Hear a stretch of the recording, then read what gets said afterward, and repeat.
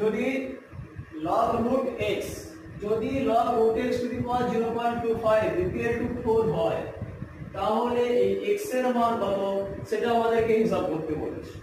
অঙ্কটা কিভাবে হবে না log root x to the base 0.25 equal to কত বলেছে 4। একে আমরা কি লিখতে পারি একে আমরা লিখতে পারি কি না log root x to the power 4 সমান 0.25।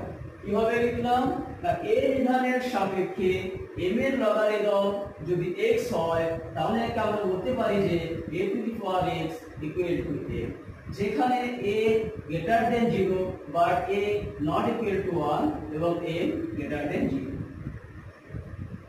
বা আমরা root x কে লিখতে পারি কি x to the power half whole to the power 4 কে হোল টু দি পাওয়ার 4 লিখে দিলাম।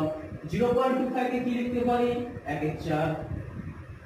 বা একে আমরা কি লিখতে পারি না x to the power half into 4 সমান কত 1 এর 4। কিভাবে লিখলাম লিখলাম কি a to the power a whole to the power n সমান a to the power n। বোঝা গেল? এবারে এই 2 এই 4 কাটলে কত থাকলো 2 থাকলো, তাহলে আমরা কি পেলাম না x স্কয়ার সমান 1 এর 4। বা x সমান তাহলে কত হবে না রুট ওভার অফ 1 এর 4।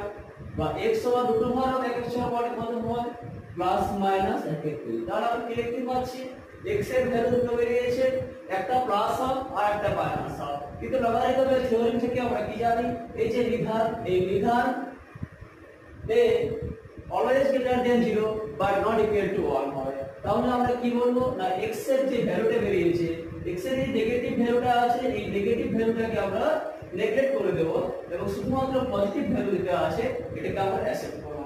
তাহলে x এর মান কত হলো তাহলে x এর মান হলো শুধুমাত্র হাফ। তাহলে x এর মান কত হলো x এর মান হলো হাফ। ক্লিয়ার?